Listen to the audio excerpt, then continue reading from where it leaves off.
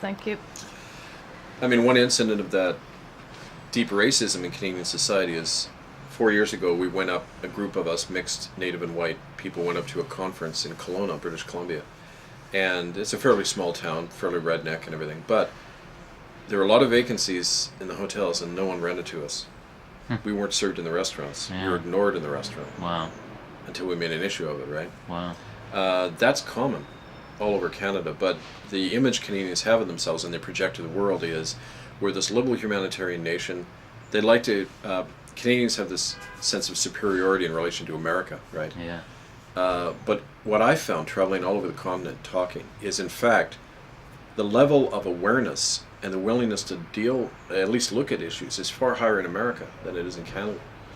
Americans have this history of, they had a civil war over slavery. They've had amazing social movements for change. People there are willing to, and in fact, if anything, there's a huge paranoia almost on the part of a lot of people. I wouldn't call it paranoia because it's justified, but there's a tendency to not trust government, to pick up arms, and everybody in that country is armed. I mean, literally everyone. And Canada's the exact opposite. If you criticize the church and government in Canada, you're instantly seen as a traitor. So, when I began to do this work, and I was just talking about what I experienced in the church, we have evidence children were killed, that they were raped, that pedophilia still goes on in the church. I was a pariah. They didn't even want to listen to that. They said, that can't be right, you've got to be wrong, you're some kind of, disgusting person to even suggest that, right? All of these Native people must be lying. I mean, that was still the attitude very much, right? Yeah. And if anything, it's gotten worse now because the government went through this farcical pseudo-apology for residential schools where they never talked about murdered children. They never talked about the 50% death rate in the schools, tens of thousands of children never coming back. And they figured this is something that with a little bit of compensation money to a few people, an apology, that's somehow going to fix everything, right? Yeah. So white people I knew before who were mildly interested in this now say, well, what's the problem? It's being resolved now. And I say it's being resolved in your mind, but it's not resolved in the lives of people. If anything, it's worse now because, to give an example, the people I often work with who are living in Vancouver on their own, homeless or just living in bad conditions, right? When they got, the few of them who were able to get it, when they got their compensation money, they started drinking again after 10 or 20 years. The drug overdoses started. I mean, I began to have to do funerals for people who had overdosed right after getting their compensation money. You don't hand people who are in that condition money and expect them to survive, but that's deliberate on the part of the government. The most you could get is $10,000, which is not enough to rebuild your life, but it's enough to kill yourself with, and that's deliberate. I mean, it's not accidental. And along with, when you get that money, you sign a form which absolves the churches and government from any wrongdoing and says you'll never sue them again. So in effect, it's just a fancy way under the guise of healing and compensation. It's really a silencing method and a way to exonerate and protect the perpetrator. Yeah. And you see the same thing in Ireland, you see the same thing here. This disgusting coverage in the British media about the Pope, where basically they know he's complicit in child trafficking and child rape. Yeah. And yet if you read the Telegraph and other newspapers, it's like it's the second coming, Christ has arrived on our shore. It's disgusting. And for him to speak for all Christians in that way and say to be a Christian you've got to be part of an institution that basically can legally molest and murder children. Yeah. I mean, that's an abomination. And yet, where was the kind of in the mainstream, where was the vocal opposition? I mean, it wasn't. So I consider that the same kind of protection of the perpetrators as you get in Canada when they're doing their farcical apology and other things.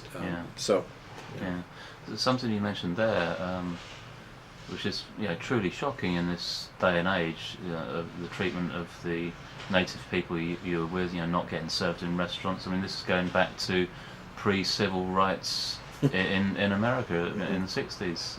It's just, and it's going on now, and it's just totally unreported. Well, the blacks in America were citizens under the law. Indians never have been in Canada. In 1924, the Americans made it possible for an Indian to become a U.S. citizen. And so if they give up their land, I mean, it's the old colonial thing still. They've got to give up their land and any identities they need. But they can still become a citizen under the law and have all the rights. Canada, you can't. You cannot become a citizen if you're an Indian under the law. Yeah. You're a separate category. And That's genocide. That's what the Yeah, Nazis did. That's what any genocidal regime does. You create a separate category of people, and they're monitored, they're registered, and then when you want to get rid of them, you can do it easily. Yeah. And that's what genocide looks like, and that's why we say, I mean, the United Nations banned apartheid legislation right after World War II. That's why there was this huge boycott campaign against South Africa for so many years. Because you could, according to the UN Human Rights Commission, you could not bring in laws aimed at specific races or particular groups. Well, that's what the Indian Act is, still to this day, in 2010. It's race-based legislation, supposedly banned at the UN, just like involuntary sterilization was. Yet sterilization still occur today pharmaceutically, Yeah. all over the world and in Canada on Indian reservations. Yeah. They found sterilizing substances in drugs that are brought in, the swine flu, drugs to combat hepatitis and all that. They found those substances. Yeah. The same kinds of sterilizing laced agents they found in the Congo, in the Philippines, Puerto Rico, targeted at third world women. That happens with impunity all over the native world in North America.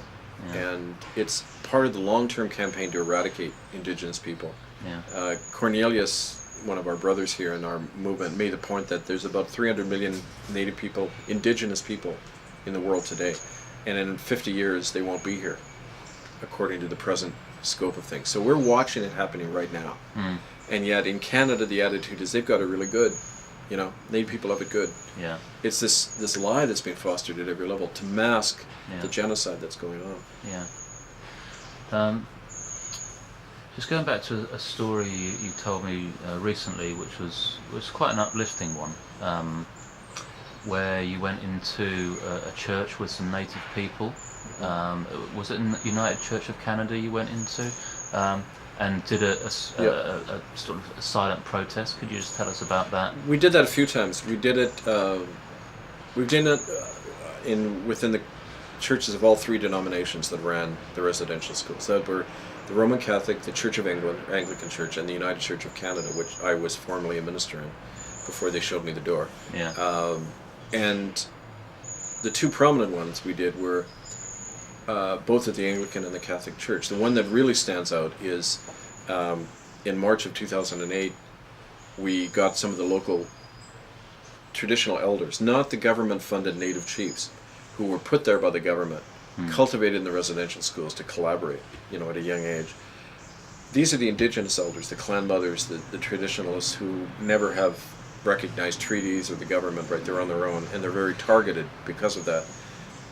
A lot of them live on the street, they're not on their own land anymore, they've been forced off. And we got together with them and a lot of the native people who lived in the downtown east side. We'd been holding, workshops teaching them about this stuff and about the residential schools. And we decided one day, look, it's time to make a statement, create a bigger stink. And so we announced we're going to go and hold a witness inside the Catholic Church during a Mass.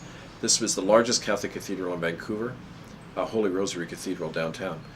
And it's one of these typical churches. It's a huge cathedral, and it's a symbol of that whole. It's where the Archbishop of Vancouver resides, and it was quite interesting because we showed up with our band. It was about 50 of us, mostly native people, and I was up in front with Chief Capilano, who's the traditional Squamish chief, elder, and he had authorized this action on his land. We showed up, and the doors are standing wide open, and the usual security aren't there, and the police aren't there. So I thought, well, this is a sign or something, right? Yeah. So we all went in. We gathered at the back, and I walked to the front, led everybody to the front, and we stood around, and we stood in front of the communion table with our banner. All the children need a proper burial. The same banner we've held outside the Vatican, and we held here at the demonstration and everything. And we just stood there, and the elders began drumming. And it was quite amazing because, people in the pews were quite interested. I mean, they didn't know what this was all about. And we were very respectful. We just stood there holding that witness. The priests were extremely angry. They were telling us to leave. And, we had, the expression is counting coup, where you go up and in the native world, I like to think it's like counting coup because you ride up to prove your bravery in battle. You ride up unarmed with a coup stick and you hit your enemy to humiliate them and then ride away. Right. And in a way it was like that because we just came in armed with the truth. And we went into their turf and we took it over. And then we started going out after about 10 minutes. We just walked out very solemnly, beating the drum. And